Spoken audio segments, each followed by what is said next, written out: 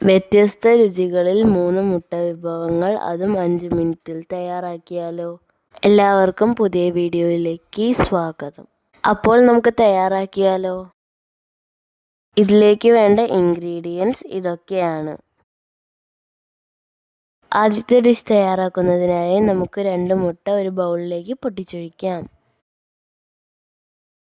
ഇതിലേക്ക് 1/4 ടീസ്പൂൺ ഉപ്പും 1 പിഞ്ച് മഞ്ഞൾപ്പൊടിയും ചേർത്ത് കൊടുക്കാം.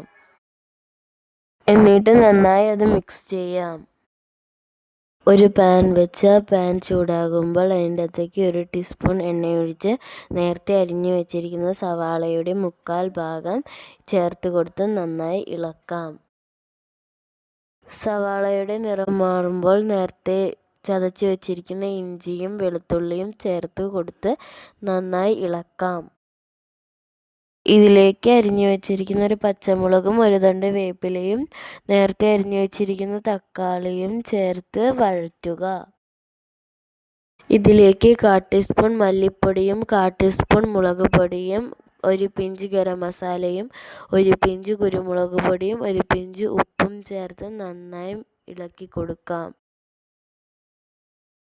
ഈ കൂട്ടിലേക്ക് നേരത്തെ എടുത്തു വെച്ചിരിക്കുന്ന മുട്ട ചേർത്ത് കൊടുത്ത് നന്നായി ഇളക്കുക. ഞങ്ങളുടെ ചാനൽ സബ്സ്ക്രൈബ് ചെയ്യാനും ലൈക്ക് ചെയ്യാനും ഷെയർ ചെയ്യാനും മറക്കല്ലേ. കൂടെ ഞങ്ങളുടെ മറ്റു വീഡിയോസും കാണണേ. അടി പിടിക്കാതെ നല്ലവണ്ണം ഇളക്കി കൊടുക്കുക. 3 മിനിറ്റിന് ശേഷം നമുക്ക് സ്റ്റൗ ഓഫ് ചെയ്യാം. അപ്പോൾ നമ്മുടെ ഒന്നാമത്തെ ഡിഷ് തയ്യാറായി. ഇനി നമുക്ക് രണ്ടാമത്തെ ഡിഷ് തയ്യാറാക്കാൻ തുടങ്ങിയാലോ? ഇതിനായി 2 കോഴിമുട്ട പൊട്ടിച്ച് ഒരു ബൗളിലേക്ക് ഒഴിക്കാം. നേരത്തെ അരിഞ്ഞു വെച്ച പച്ചമുളകും ചതച്ച് വെച്ച ഇഞ്ചിയും ബാക്കി സവോളയും ചേർത്ത് നന്നായി മിക്സ് ചെയ്യാം. ഒപ്പം ഉപ്പും കറിവേപ്പിലയും ചേർത്ത് കൊടുക്കാം. കൈ കാണാമേ, അത് ഞങ്ങളുടെ ചെറിയ കുറുമ്പിയുടെയാണ്. ഇളക്കാനായിട്ട് ധൃതി പിടിച്ച് വന്നതാണ്. നമ്മുടെ ഫസ്റ്റ് ഡിഷായ എഗ് ബുർജി ചോറിനും ചപ്പാത്തിക്കും നല്ല കോമ്പിനേഷനാണ്. ഒരു പാൻ ചൂടാക്കി 1 ടീസ്പൂൺ വെളിച്ചെണ്ണ ഒഴിച്ച് ഈ കൂട്ട് അതിൻ്റെ അകത്തേക്ക് ഒഴിച്ചു കൊടുക്കാം. എഗ് ബുർജി ചപ്പാത്തിക്ക് നല്ല കോമ്പിനേഷനാണ്. എല്ലാവരും ട്രൈ ചെയ്യണേ. ഒരു ഭാഗം റെഡി ആകുമ്പോൾ ഇത് നമുക്ക് മറിച്ചിട്ട് കൊടുക്കാം. ഇത് നമുക്ക് പൊട്ടാതെ മറയ്ക്കാൻ പറ്റുമോ? നമ്മൾ പൊട്ടാതെ മറച്ചിട്ടു. ഇതിൻ്റെ മുകളിലേക്ക് നമുക്ക് അല്പം കുരുമുളക് പൊടി ചേർത്ത് കൊടുക്കാം.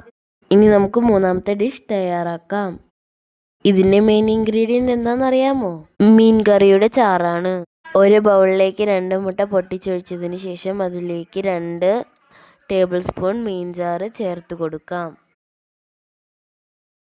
സവാള വേണമെങ്കിൽ ചേർക്കാം. ഞങ്ങൾ ഇവിടെ ചേർക്കുന്നില്ല. ഇതിനകത്തേക്ക് 1 തണ്ട് വേപ്പില ചേർത്ത് കൊടുത്ത് നന്നായി ഇളക്കാം.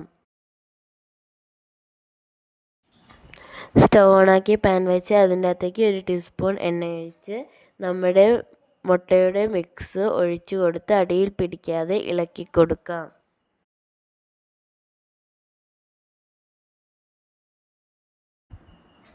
ഇതൊരു തമിഴ്നാട് ഡിഷാണ്. ഇതിൻ്റെ പേര് ഞങ്ങൾക്ക് അറിയില്ല. ഇത് എൻ്റെ ഫേവറേറ്റ് ഡിഷാണ്.